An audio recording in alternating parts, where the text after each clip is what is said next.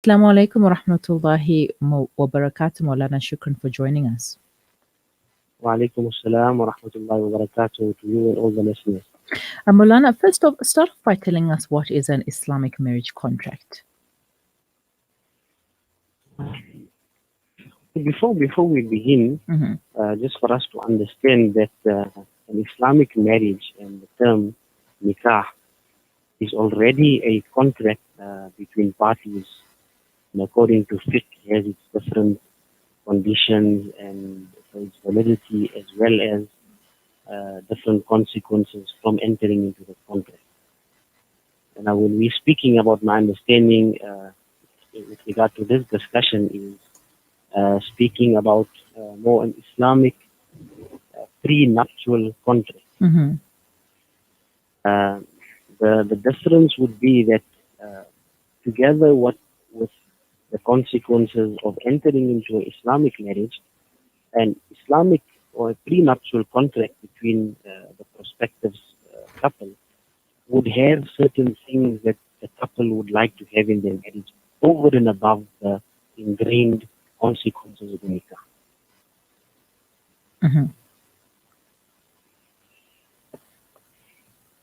So briefly, that is in terms of what the Islamic prenuptial contract is all about. Yes. If we look at in today's time, the importance of having such a contract, we notice and we find Islamically that or even in the secular term, contract is something which is an agreement between parties and something which is binding between parties. Now, as we said, the Islamic marriage is already a contract. In Sharia, it's referred to as mithaqan ghalidha, contract. So whether parties know about it or don't have information with regard to the consequences of their responsibilities as well as rights when entering into a marriage, it is already there. Now, when we look at a separate contract, it comes about perhaps because of different misunderstandings between the parties. And in terms of Islamically also, we get the field of qada and what secularly we refer to as a court situation. And the purpose of it is raf'un niza, to remove any type of disputes. So together with the Islamic marriage contract, with those things which are ingrained, the parties, the couple may have differences within their marriage and some things they want to address prior to marriage.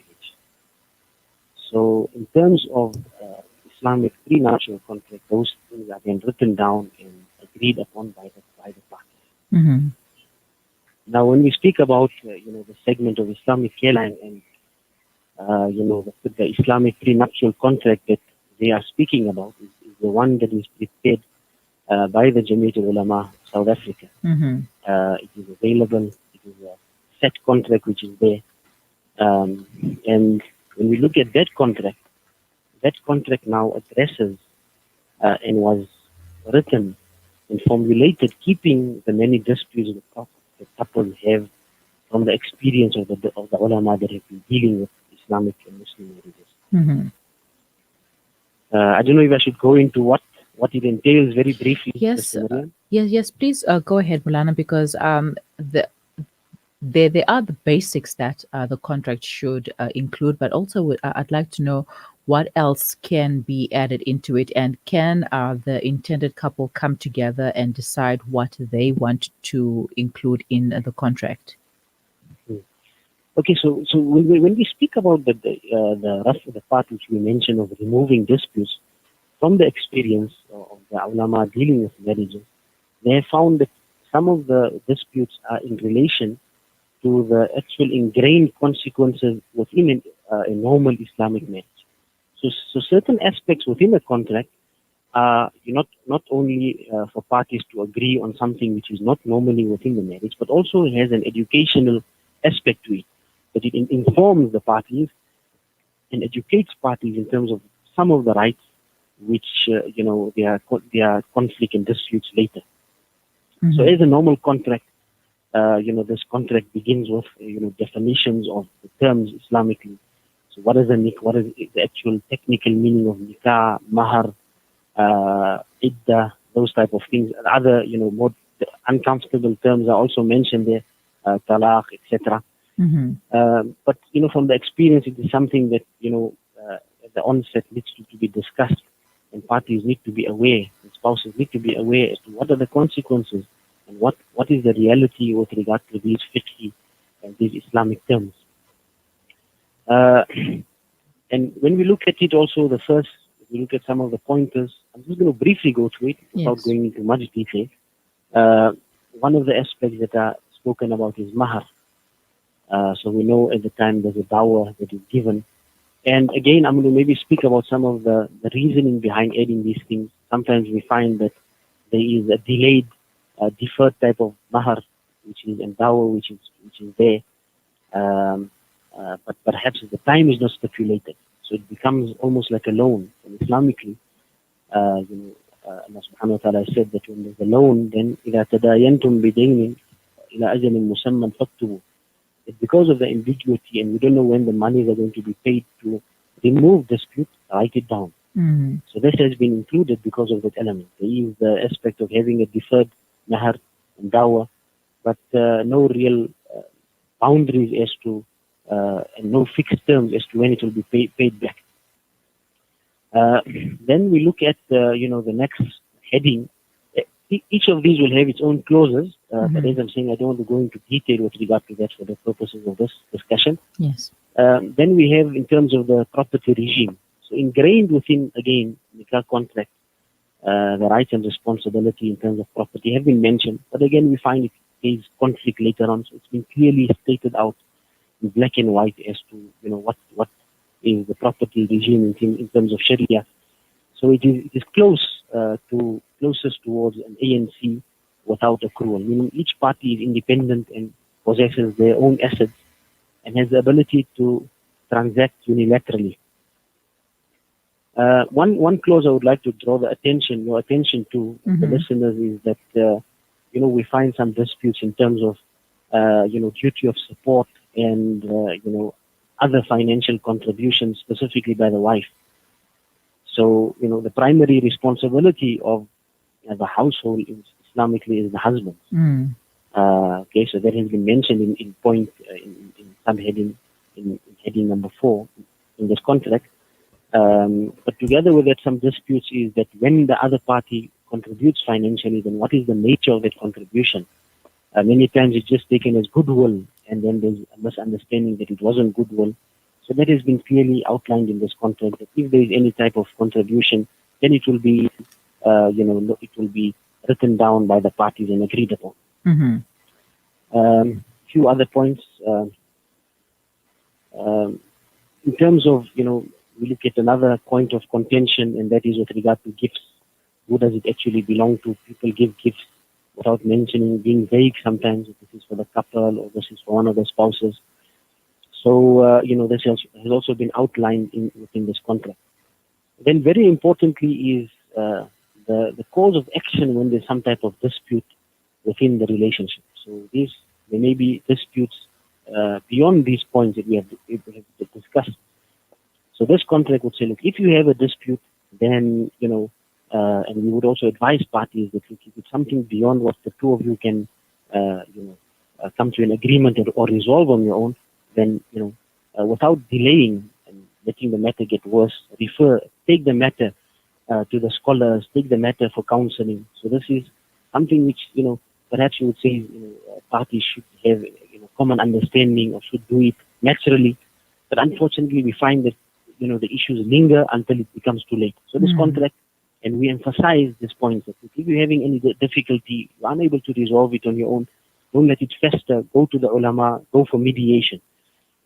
And then the next 2 points discusses, the uncomfortable discussion, which parties, as I'm saying, at the time of a nikah, on a happy occasion, don't want to, nobody gets married to divorce, as they say. But unfortunately, we find that this causes a lot of dispute later on, so we've added it.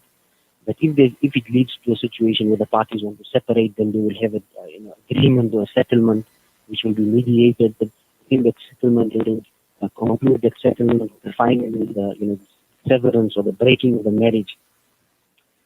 Then finally, the last goes with regard to this here is with regard to tafwid talaq. So we spoke about the contract being binding, okay, and part of this contract is something which was drawn up to have something binding for Muslims, us as Muslims, to self-regulate ourselves. So yes, property regime and those other type of things, the legal acts, would advise us in terms of how legally binding it is in terms of the civil system. We are hoping that parties have the right to, constitutionally to engage in contracts, and on the basis of the law of contract, it will hold some weight. It's not something that's useless. But at the same time, this contract also guides us in terms of regulating ourselves within the boundaries of our Islamic marriage, the whole sacred. So the one point which is mentioned and very important here is the tafwid of talaq, which again, purpose behind it is to let the couple, if they're having some type of issues, seek the relevant help, and that helps them to be effective and have influence within the parties and guide them, most effectively. What is the tafwid of talaq? It is, the handing over the right of the divorce to the wife, based on certain conditions, that she will seek the relevant help. If it doesn't work, then they will choose some ulama and some scholars to sit them down and understand the issues, and then they will have a finding. So the reason why this is in place is, in terms of Islamic law, there's a court situation which will generally decide on nikah matters. We are living in a secular state. So as I'm saying, as an element of self-regulation, we will have to come up with these, within the Sharia, these type of, vehicles to assist us to, as we said, ultimately to raf'ul niza and to remove disputes among the couple. So that's basically with regard to the nikah. As you can see, it's very basic. Obviously, certain things we would add and give advice to the couple. Yes. But the question, coming back to the question that you asked, is that in terms of what parties can add into a nikah contract, that is quite very broad in terms of what they can add and what they can consent and agree upon. As long as something is not against, secularly we will say not against the constitution, as long as those things are not against Islam, it does not remove the rights of any of the parties which is Islamically ingrained. So for example, if just to give an example of what will be an example of an invalid clause, for example, if you say the responsibility of a divorce does not lie, or the husband forfeits his responsibility of issuing a divorce. So normally the word is, if it's a right, we see it more of a responsibility. So that's why we're using the term, the responsibility of issuing the talaq. He has to be very diplomatic with regard to that. If he in the contract says that I give up the right of this responsibility, it will not be valid, because it cannot be taken away from him. But in other things, parties want to agree on different aspects. We probably would, think about whether it's practical, because couples, as they grow, then, the understanding also grows. Sometimes you find in certain contracts things which are not very practical, puts pressure on one of the spouses, which is not now, doesn't create a good environment. But in terms of what they can add in the contract, it is quite broad. All right, then, Maulana, quickly, what happens when the marriage contract is breached? Sorry, just repeat that. What happens when the marriage contract is breached? Like if one of the parties breach one of the conditions in the marriage contract? So generally, the consequences also will be mentioned in the contract. If there's a breach of this clause, then the consequences will be also mentioned within the contract. All right. That needs to be mentioned within the contract. Also, one important aspect just coming to mind is that we are speaking of a pre-nuptial contract. So Islamically, as I'm saying, the nikah is where is actually the Islamic contract. And if parties have to enter into something pre-nuptially, then it is a condition that at the time of the nikah, reference is made to the nikah contract that the party has signed. You see, because if, for example, a nikah, the nikah is not not yet enacted between the spouses, then it is in a place of a contract. So that is why if they sign a contract before nikah, at the time of the nikah, it needs to be mentioned that the clauses of such and such a contract, apply to this marriage. All right. And when is the contract supposed to be given to the parties that are considering marriage? Should they get it like during the marriage preparation, after the engagement? Or is there any set time? There won't be any set time. As I'm saying, this is a set contract which is there, considering different aspects of dispute, brief, but according to our understanding, quite effective in those disputes. So that is available for somebody to look at, even way before getting married. In terms of if parties are going to now have their own type of contract, they're going to agree upon certain things before marriage. It will obviously have to be at the time of, very close to the marriage. Because if it's now, looking at case specific, and parties say, look, in my situation, I would like to contract with my spouse before nikah, these things.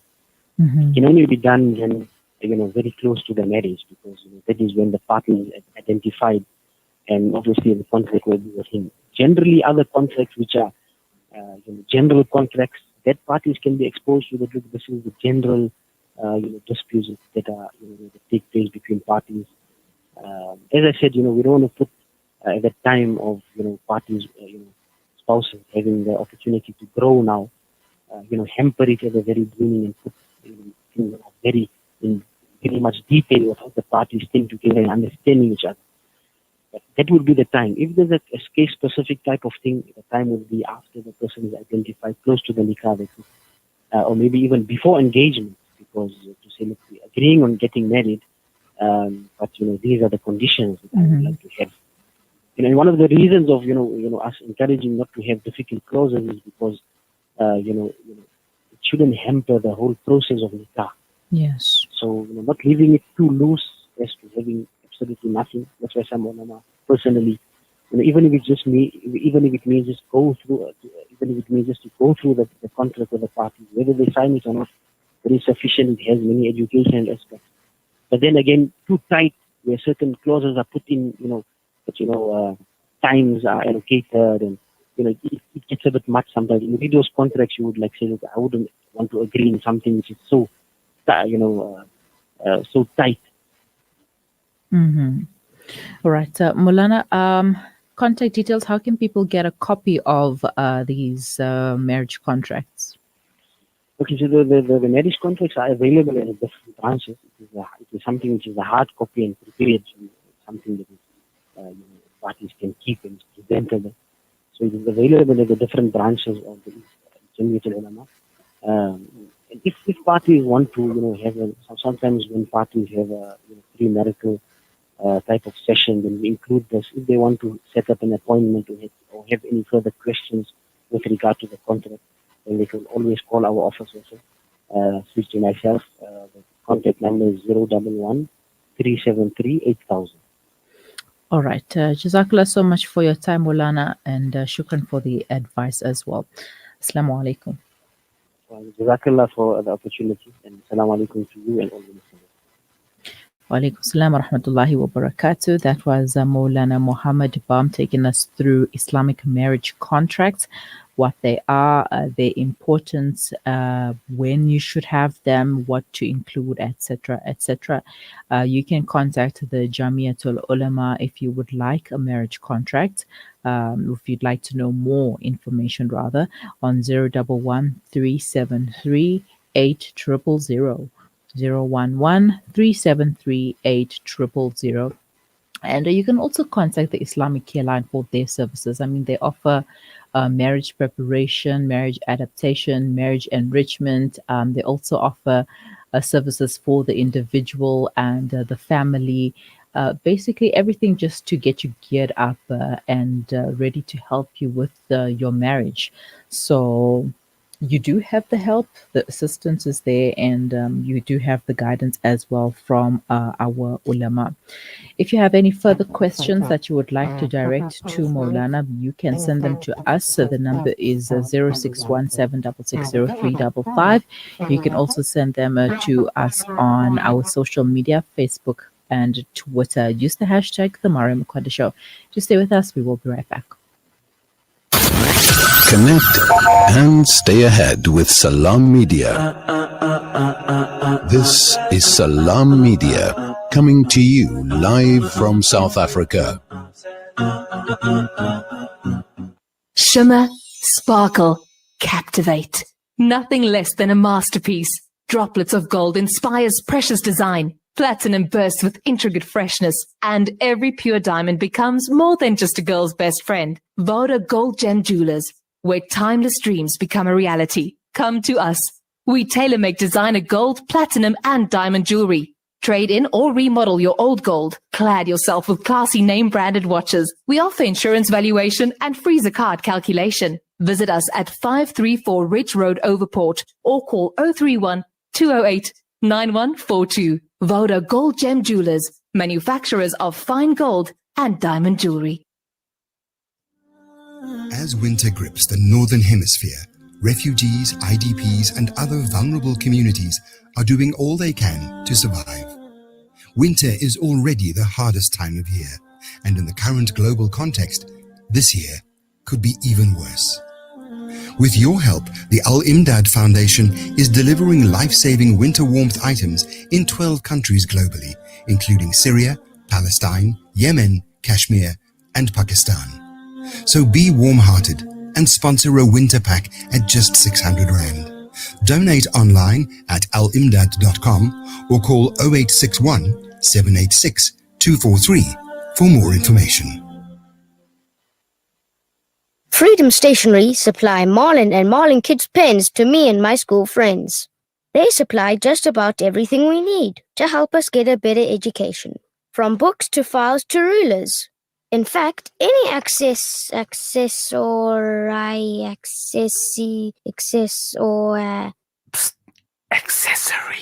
any accessory we need. Freedom Stationery. Education for the nation. What does accessory mean? Rejuvenating media day by day. This is Salam Media.